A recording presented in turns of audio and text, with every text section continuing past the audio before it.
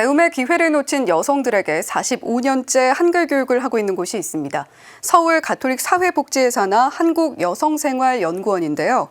한글날을 맞아 정찬남 모니카 원장과 함께 45년째 진행하고 있는 문해교육에 관한 이야기 나눠보겠습니다. 원장님 어서 오세요. 안녕하세요. 네, 문해교육이라는 게 뭔지 처음 들어보는 분들도 계실 것 같습니다. 문해교육이 뭔지 먼저 설명해 주시죠. 네, 사실은 문해교육이란 용어가 아마 쉽게 다가가지는 않을 거예요. 그러나 옛날에 그 문맹자를 위한 한글 교육 같은 게 초기에 시작했어요.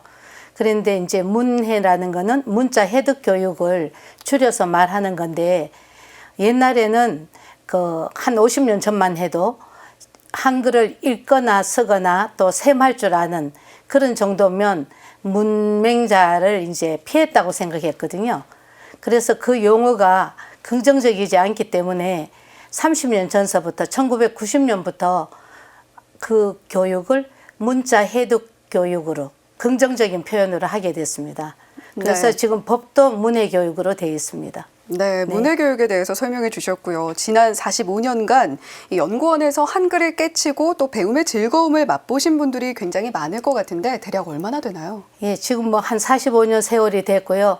그렇게 구체적으로 요즘에 와서는 수를 하진 않았지만 그 한 4, 5만 명 정도 거쳐갔다고 생각을 합니다. 정확한 그는 수는 아니지만 그 정도로 해왔습니다. 그러니까 네. 연간에 한 1,000명 정도? 네. 네, 연간 한 1,000명 정도로 저희가 네, 추산을 네, 하고 네, 있다라고 네. 이야기해 주셨는데 기억에 남는 학생들도 많으실 것 같아요. 네. 그중에서도 가장 기억에 남는 학생이 있다면 네. 어떤 분이 계실까요? 사실은 그때 그 아가씨들을 중심으로 해서 교육을 했기 때문에 참 10대 때 초등학교도 못 나온 학생들이 저희들이 처음에 모르고 중학교를 시작했는데 그때 같이 공부를 하게 됐어요. 근데 지금은 나이가 60이 넘어서 지금 사회 활동하는데 그렇게 배워서 이제 사회에서 기술도 배우고 해가지고 지금은 이제 자기 사업을 하면서 살아가고 있는 학생이 있어요.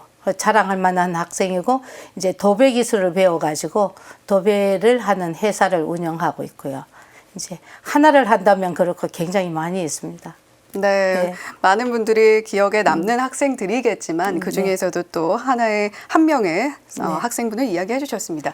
자, 그렇다면 최고령 학생은 또 어떤 분일지도 궁금한데요. 예, 저희들이 이제 만난 학생 중에는 최고령이 89세 학생이었습니다.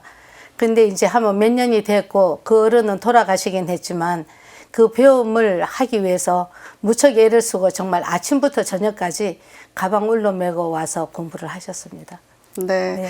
자, 한국여성생활연구원에서 한글 교육을 받으면 학력 인정이 되는지도 궁금한데 얼마 동안 배워야 학력을 인정받을 수가 있는 건가요? 아, 네. 지금 사실 평생학습 사회가 돼서 글을 배운 사람들도 항상 검정고시를 봐야만 됐거든요. 근데 이제 2007년도 평생교육법에 이 어른들을 위한 굉장히 수가 많아요. 그러니까 이 성인 인구의 한 20% 정도라고 얘기를 하는데 그 학생들이 검정을 볼 그런 문제는 아니고 해서 어른을 위한 초등학교, 중학교를 평생교육법에 넣게 됐습니다. 그래서 초등학교는 3년, 이제 길게 하면 3년이고 중학교도 3년이에요. 그런데 이제 초등학교는 1년에 한 240시간 정도 공부하시면 되고요. 일주일에 3번, 2시간에서 3시간 정도. 중학교는 이제 450시간 정도 연간 공부하면 정확한 학력을 받고 그 다음 단계를 갈 수가 있습니다. 네. 자, 한글 깨친 것을 계기로 공부를 더 하시거나 또 새로운 인생을 사는 분들도 계실 것 같거든요. 굉장히 많이 있습니다. 그래서 사실은 그 처음에 올 때는 읽을 수만 있으면 하고 왔다가 쓰고 싶어 했고 또 쓰고 난 다음에는 그래도 초등학교라도 졸업하면 좋겠다 뭐 이런 생각을 하면서 초중고대까지 나온 학생도 있습니다. 아주 이제 드물긴 하지만 대학도 졸업하고 올해도 이제 대학생 3명이 대학에 들어갔어요. 그래서 초등부터 시작한 사람도 있고 중학교부터 시작한 사람도 있고 또 고등학교 검정고시를 해서 대학에 들어간 사람도 있고 조금 다양합니다. 네. 네. 자, 45년이란 세월 동안 문해교육을 할 수 있도록 이끈 원동력이 또 있을 것 같은데 어떤 걸 꼽으시겠어요? 물론 이제 그래도 신앙이 있었기에 할 수 있었지 않았나 싶었고요.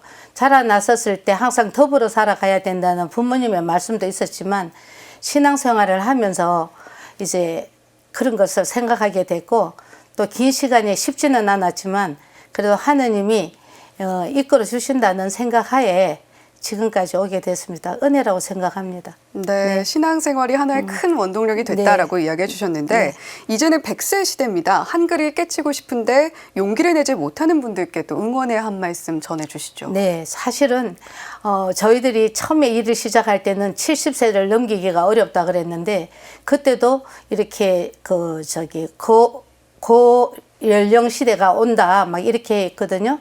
근데 정말 제가 그 사이에 들어가고 120세까지 산다고 할 때 모두 다 웃었는데 정말 그야말로 100세 시대를 살아가니까 과거에 우리가 정말 아픈 역사가 있잖아요.